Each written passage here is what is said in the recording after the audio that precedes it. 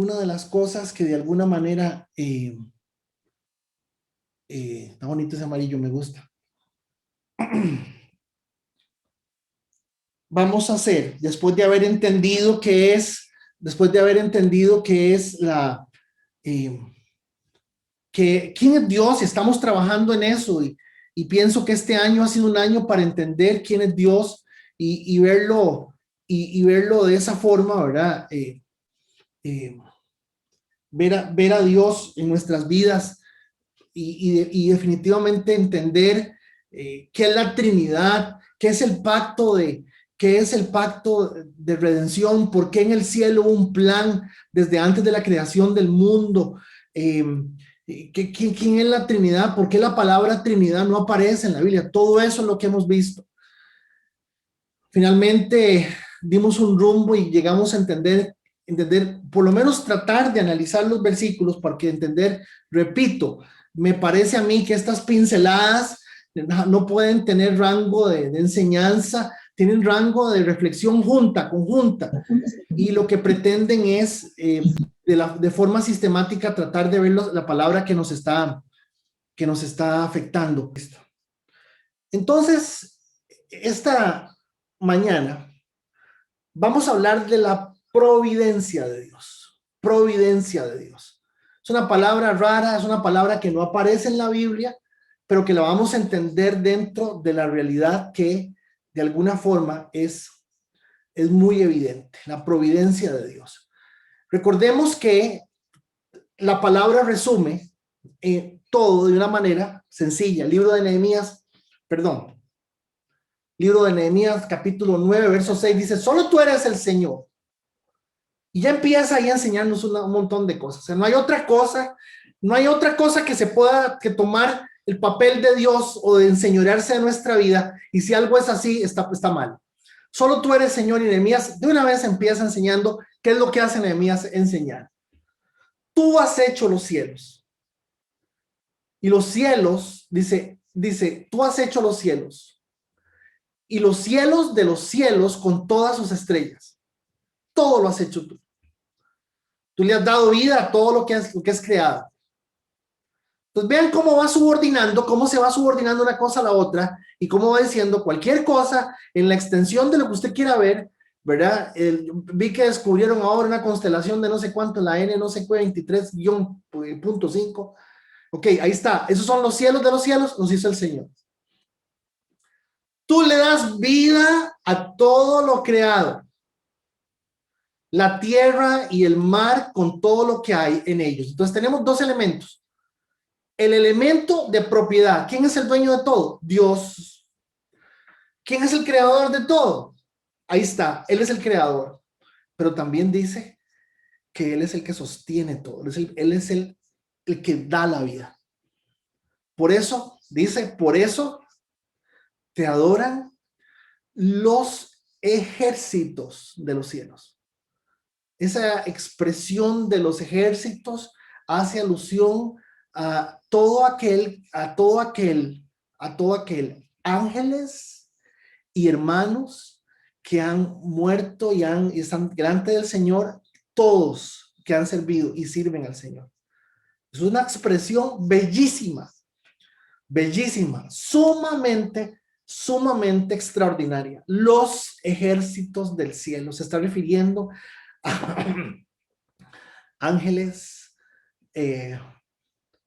pastores, siervos de Dios, gente que ha servido al Señor en todo sentido. Digo pastores por hacerles referencia a servir, pero todo el que ha servido al Señor de una u otra forma, en su casa, de todas maneras, estos son los ejércitos del cielo. Vean. Entonces, hasta aquí todo está muy bien, pero siempre surge la pregunta: si Dios tiene el control de todo y de Él procede todo, entonces, ¿por qué? ¿Para qué tendrían valor? ¿Para qué tendría valor nuestras acciones? ¿Y qué significado podría tener? Estamos condicionados, la voluntad no es necesaria, o sea, todo va a suceder de una u otra manera. Eso es una pregunta excelente, y eso es una pregunta que tenemos que hacernos. O sea, usted tiene que ser capaz en su vida, tiene que ser capaz de entender que usted es una criatura, que usted no va a vivir 1000 años y que la única vida sana, inteligente y lógica que se vive en esta tierra se vive porque usted conoce al Señor, no porque usted logra sacar 1, 2, 3 o 4 maestrías o 5 carreras, que es algo que a mí me fascinaría. No estoy en contra de estudiar. Estoy en contra de pensar que si no estudio no soy nadie. Eso es un problema. Entonces, todos debemos de hacernos la pregunta. Entonces, ¿para qué? Total, es que las cosas, bueno, es que no es solamente eso. Es que en la realidad en la cual Dios nos está permitiendo desarrollarnos, crecer y vivir, Dios nos está permitiendo entender cuál es el orden o cómo es que Él diseñó las cosas para que las cosas fueran conforme a su voluntad. Oiga, conforme a su voluntad. Seamos capaces de agradarlos y seamos capaces de servir. Entonces, aquí hay 5 afirmaciones que yo quiero que usted les ponga atención, porque son 5 afirmaciones que usted va a decir, y ya, como dicen aquí, y ya. Número 1, Dios planea nuestra vida desde antes de nacer. Número 2, todas nuestras acciones están bajo el cuidado providencial de Dios de una u otra forma. 3, lo cotidiano, el paso a paso, el día a día, son guiados por Dios. Se le ocurre decir eso. Si uno hace cada cosa, bueno, pon atención. Dios influye en los deseos y decisiones de las personas.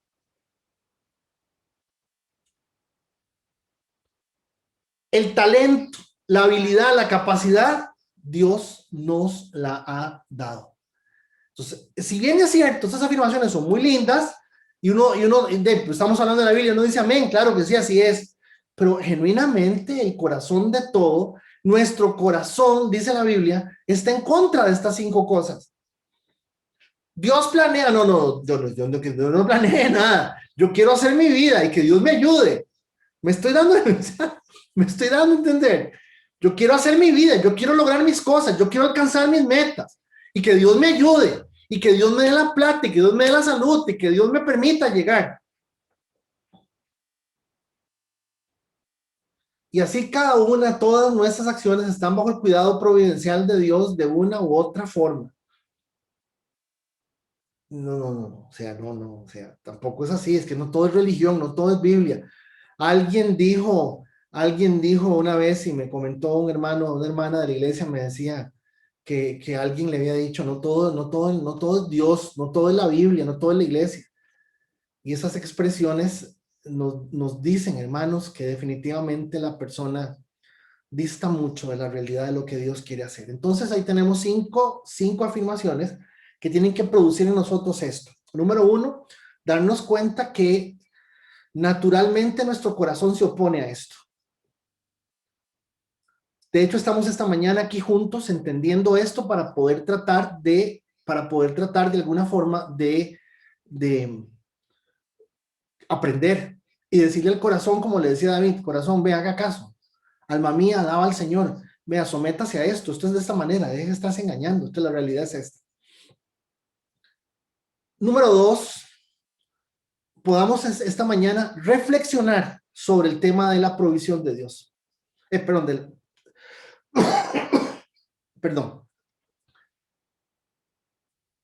Estamos tratando de entender este concepto que de alguna forma no es un concepto fácil. No es un concepto que Dios lo maneje en la Biblia. Y que lamentablemente pues todos nos complicamos porque no entendemos el equilibrio en estas cosas. Entonces vamos a avanzar. Vean. Esencialmente, cuando estamos hablando de la providencia de Dios, providencia, tenemos que entender, Dios gobierna, Dios preserva. No está una cosa sin la otra. Dios gobierna, Dios preserva. Entonces, si Dios planea nuestra vida antes de nacer, tiene que haber algo que lo pruebe y lo demuestre. Claro que sí, la palabra dice en Salmo 139:6, dices, tus ojos vieron mi cuerpo en gestación. Noten qué detalle. Tus ojos vieron mi cuerpo en gestación. La versión Reina Valera dice, tus ojos vieron mi embrión, ¿verdad? Embrión es antes de cuerpo. Que eso son los detalles importantes de ponerle cuidado a las traducciones de la Biblia que usted va usando. ¿Por qué? Porque es bellísima la Reina Valera, pero en algunos casos Reina Valera se queda un poco corta en algunos detalles en la estructura, pero en algunas cosas es importante también ver otras versiones porque son simplemente más sencillas de entender, pero no podemos perder el origen de las cosas. Y cuando la palabra dice embrión, está hablando de antes del cuerpo. El embrión es antes del cuerpo. Dice la palabra que mi embrión vieron, dice, tus ojos vieron mi cuerpo en gestación. Todo estaba ya escrito en tu libro. Noten, todo estaba ya escrito en tu libro. Perfecto, todo estaba ya escrito.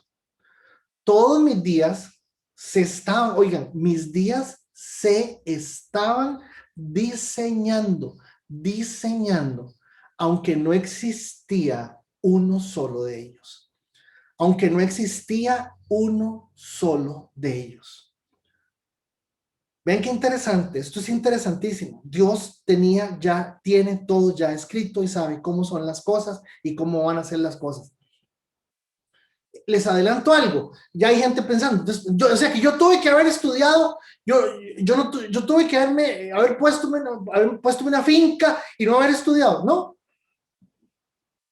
No, el propósito de Dios se va a cumplir. Ahí usted ha estudiado, sacado una maestría, comprado una finca, comprado un bus, usted va a cumplir el propósito de Dios. Es que el punto, hermanos, a veces ni siquiera tiene que ver en qué usted está haciendo, en algún sentido, lo vamos a ver con detalle después. Tiene que ver cómo usted entiende quién lo lleva, cómo va a llegar y hasta dónde va. Y eso es lo que a la gente le cuesta entender. Vea el otro. Capítulo 14, verso 5 del libro de Job dice, los días del hombre ya están determinados. Tú has decretado los meses de su vida. Le has puesto límites que no puede rebasar. Los días del hombre ya están determinados. Y noten que dice del hombre. Noten que dice del hombre. Es bien interesante el análisis que hay de Matthew Henry con respecto a esto de los días del hombre. Hay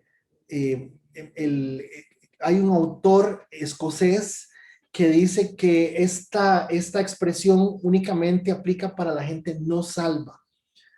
Que la gente no salva, Dios promete que tendrá más, la gente salva, Dios promete que tendrá más años en la tierra, y que la afirmación de Job aquí es una afirmación general. Es un análisis importantísimo y es un análisis sumamente interesante. Pero noten que el texto dice, ya Dios sabe el día y la hora, y Dios sabe cuántos días son y cuántos meses son. ¿Qué más? Capítulo 1, verso 15 del libro de Gálatas. Sin embargo, Dios me había apartado desde el vientre de mi madre y me llamó por su gracia cuando Él tuvo a bien. Entonces, me parece a mí que usted está viendo que yo le estoy mostrando que su vida está trazada de una u otra manera. Dos, usted está viendo que su vida, tarde o temprano, toda rodilla se doblará y toda lengua confesará que Jesús es el Señor. Y usted entenderá que usted le dedicó su vida, se dedicó su vida a usted mismo. Y usted dice, ¿qué hice con mi vida? Por eso es que el texto dice, acuérdate de tu Creador en los días de tu juventud, antes de que lleguen los días malos. Ahora doña Gladys decía, démosle gracias a Dios por el aire, porque el asunto es un tema del aire. O sea, uno es joven y anda pensando en si la marca de la ropa es la marca que uno necesita. Uno es joven y anda pensando en si esto y esto y esto. Y llega un momento en la vida en donde uno está pensando en que ir al baño es tan importante y tan rico y tan de todo, en que, ¿me entiende? Definitivamente la vida le va cambiando a uno la forma de ver las cosas. Dice, Jeremías 1:5. Este es bellísimo y sumamente claro. Antes de formarte en el vientre ya te había elegido. Oigo, ya te había elegido. Antes de que nacieras ya te había apartado. Te había nombrado profeta a las naciones. Ese es el caso específico de Jeremías. Y noten que de una vez le dice, esto es de esa manera. Esto es así. Segunda afirmación. Todas nuestras acciones están bajo el cuidado providencial de Dios de una u otra manera. Todas nuestras acciones están, véalo así, todo lo que hacemos, malo y bueno, Dios está viendo, Dios está al tanto, Dios sabe qué va a suceder y Dios ya decretó un montón de cosas que finalmente el resultado, yo lo veo de esta forma. Por el lado malo, vamos a durar más y vamos a ser menos efectivos. La palabra habla de galardones, coronas y premios, hermanos, y lo habla en el cielo. De algunos lo que nos van a dar seguramente es un pañito y un jabón, vaya como se llama en la puertica 4. Me explico. Y seguramente, acuérdense el famoso chile del taxista, el chiste que había el taxista. Estaba el taxista y el pastor, y entonces cuando vio el pastor que al taxista le dieron una mansión en el cielo, y aquella mansión y aquella cosa tan grande y tan bella, el pastor se frotó las manos y dice, ¿qué maneras? ¿Quién sabe qué me van a dar a mí? Y cuando llegó donde San Pedro, le dice San Pedro, no, a usted le damos un pañito y un jabón, y aquí están las llaves. Es aquella puertica ahí en esa cuadra, la número 8, le toca a usted. ¿Pero por qué? Si yo era un predicador del evangelio, yo era un hombre de Dios, yo era dice, porque cuando usted predicaba la gente se dormía, y cuando este manejaba la gente oraba, hacía más este. O sea, si hay galardones y hay cosas, hermanos, puesto que en él vivimos, ojo a la expresión, puesto que en él vivimos, nos movemos y existimos. Va de nuevo, puesto que en él vivimos, nos movemos y existimos. Vivimos, nos movemos y existimos. ¿Qué quedó por fuera? Ninguna. Como algunos de sus propios poetas griegos han dicho, de él somos descendientes. Pablo, usando un elegantísimo sarcasmo, un fino sarcasmo, cita a los poetas griegos, menciona a los poetas griegos haciendo referencia a que esta sabiduría es una sabiduría que claramente es Dios haciendo referencia de Cristo. Y sobre todo entendiendo que nos movemos, existimos y vivimos por causa de Él. Todo lo tiene Él controlado de una u otra forma. Este es el que más cuesta entender. La afirmación, aún en lo cotidiano, los pasos del hombre son guiados por Dios. Esta nos cuesta mucho entenderla. ¿Por qué? Porque todos pensamos que tenemos libre albedrío para hacer lo que nos da la gana y no entendemos lo que la palabra enseña sobre el libre albedrío. Hacia eso vamos, a entender esto. Por eso es tan importante entender el tema de la providencia de Dios. Primero, Jeremías 10:23, Señor, yo sé que el hombre no es dueño, no es dueño. Señor, yo sé que el hombre no es dueño de su destino, no es dueño de su destino, sino que les dado al caminante, que no les dado, no es negativo, no les dado al caminante dirigir sus propios pasos.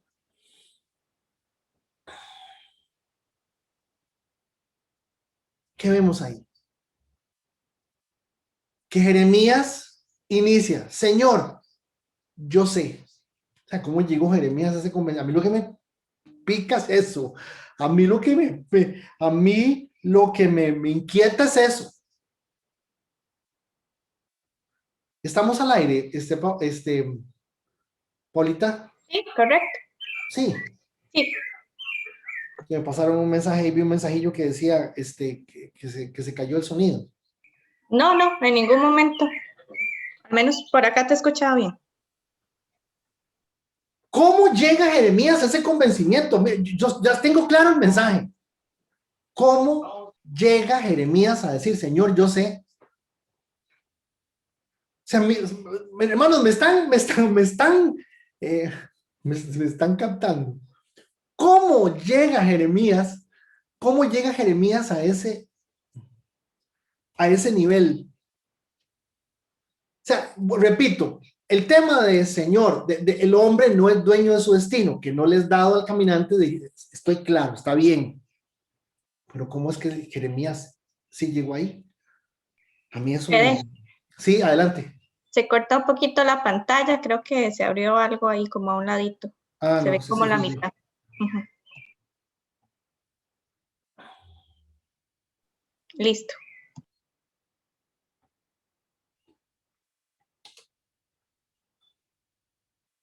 Dice, el corazón, Proverbios 16:9, el corazón del hombre traza su rumbo, pero sus pasos los dirige el Señor. Va de nuevo.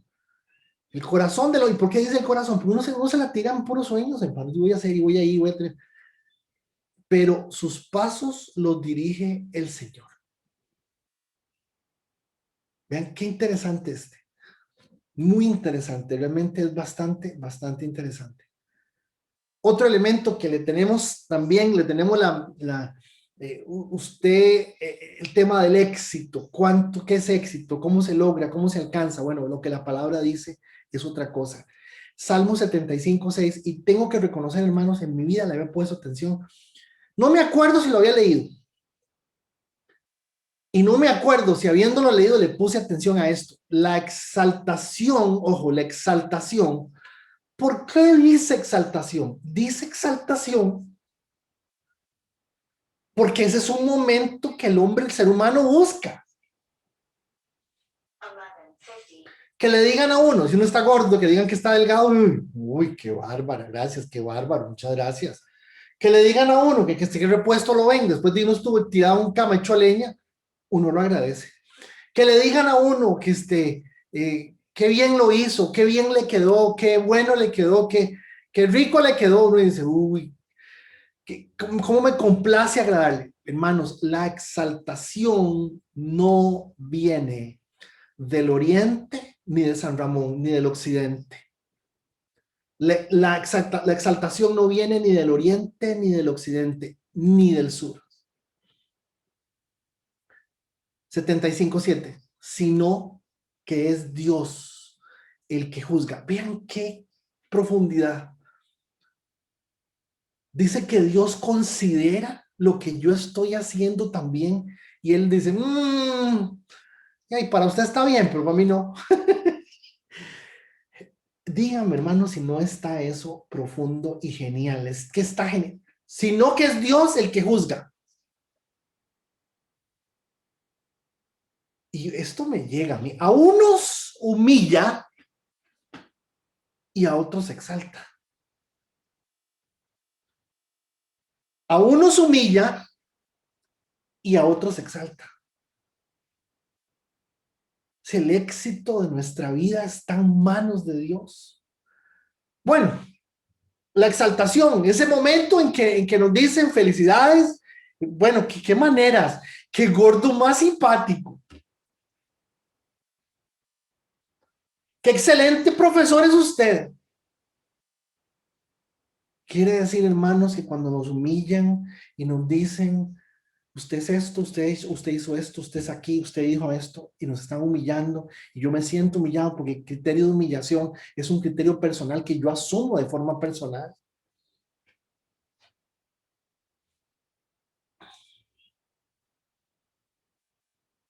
Tenemos que ser capaces de poder entender que esa humillación no es un hermano que nos la está haciendo, o un amigo, o un alguien que nos lo está diciendo, o yo me quiero sentir menos porque soy una persona complejada. Dice Salmo 75:6, quieren que les diga una cosa, péguelo en el baño, hermano, en una hoja, frente, encima del cosito del rollito de papel higiénico. Eso hay que ponerlo ahí. Porque hay que aprendérselo de memoria, es una cosa espectacular. No hay que ahí se da cuenta uno que el Señor también está haciendo la evaluación, viendo el examen, uno más. Talentos y capacidades vienen de Dios. Primera de Corintios 4:7, ¿quién? Ojo, qué belleza. ¿Quién te distingue de los demás? Dios. Por eso es que es tan delicado no leer la palabra y no entender la Biblia. Porque si usted no habla la palabra, usted está al mismo nivel del resto de la gente. Cuando usted está hablando al nivel de lo que la palabra es y dice, usted está distinguiéndose en medio de la gente. ¿Quién te distingue de los demás? ¿Quién te distingue? Dios. No está de más decir que cuando lo que me distingue a mí es lo guapo que estoy, o lo simpático que soy, o lo hermosa que soy, o lo... Ay, está bien, ¿por qué no? No es malo ser feo, porque va a ser malo ser feo. Solo porque usted está gordo, está picado, porque todo el mundo es bonito y usted está gordo. No, entiéndame, entiéndame. ¿Quién te distingue de los demás? Entonces, la pregunta eterna de Olivo Verde, ¿usted entiende que cuando Dios está con usted, hay algo que a usted lo distingue? Que la palabra en usted produce una sabiduría que nadie más tiene. La palabra, la palabra. ¿Qué tienes que no hayas recibido? O sea, Dios no se ha guardado nada, gente. Dios no se guarda nada. Dios no le da una cosa a Luis Cordero y le da menos a Rosa Cordero. No es cierto, hermanos. Dios no le da una cosa a Don Marco y le da menos. No. Dios no se guarda nada. Somos sus hijos. Y de estúpidos andamos pidiéndole plata, carros y aviones. O sea, y prosperidad y un montón de cosas extrañas. Cuando lo que él está diciendo, pues primero note si Dios te lo distingue. Y si lo recibiste, ¿por qué presumes como si no te lo hubieran dado? Porque es que ese es el asunto con nosotros. Pensamos que es nuestra habilidad y nuestro conocimiento y nuestra información y nuestra sabiduría. Y lo peor, en nosotros los míos, ahora que que cumplo 55 años, perdón, de ahí uno ve todo el mundo joven, pero qué engañado está uno de que toda la experiencia la tiene y toda la sabiduría la tiene, cuando más repugnante, grosero, vago y un montón de cosas más se ha vuelto uno. En fin, vea. Dios influye en nuestras decisiones y deseos. Dios influye en nuestras decisiones y deseos. Filipenses 2:13, famosísimo. Pues Dios es quien produce, y ese produce es genial. No dice hace, sino produce. Hace es que hace así y no, produce es que él va haciendo que eso se logre. En ustedes tanto el querer como el hacer, para que se cumpla su buena voluntad. Está influyendo en nosotros constantemente, permanentemente, lo está haciendo, así es que nadie se puede esconder por ninguna parte, nadie se puede esconder. Capítulo 33, verso 13 de Salmos, el Señor observa desde el cielo y ve a toda la humanidad. Él contempla desde su trono a todos los habitantes de la tierra. Él es quien formó el corazón de todos y quien conoce a fondo todas sus acciones.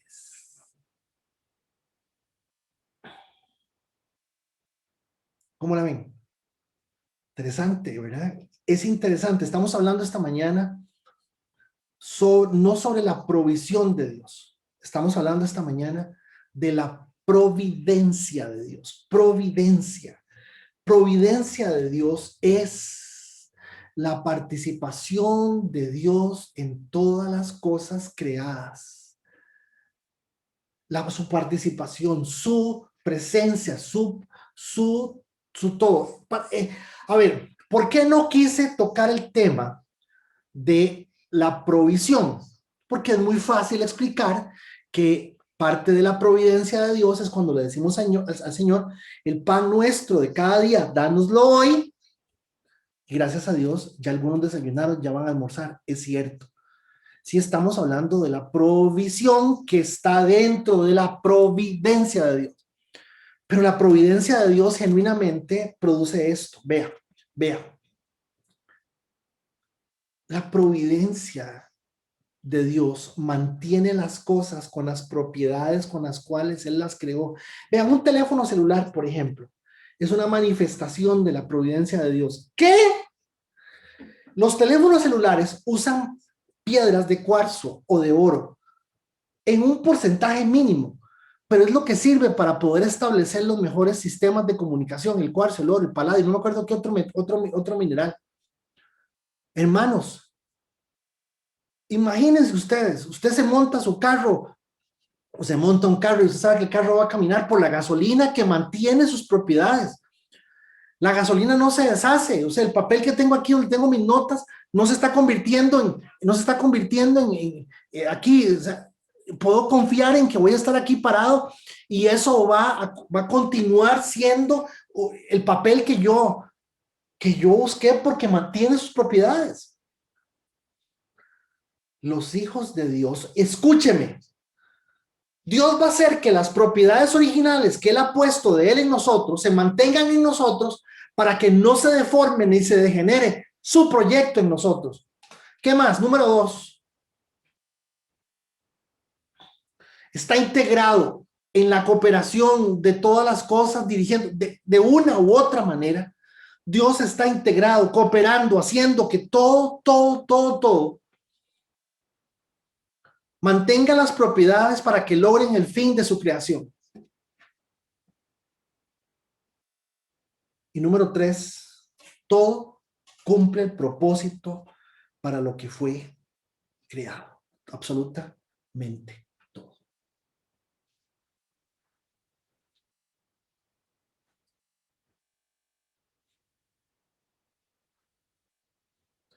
Pero hay una señora dentro de todos nosotros que se llama la voluntad. Y tenemos que analizar este aspecto.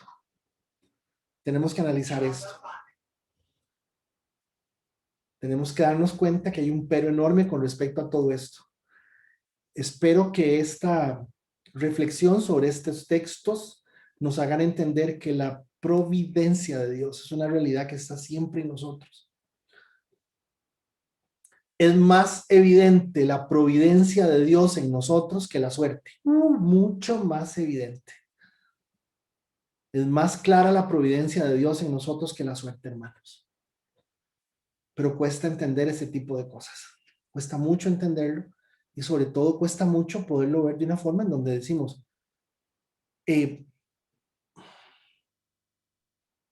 ¿cuánto soy yo y cuánto es Dios?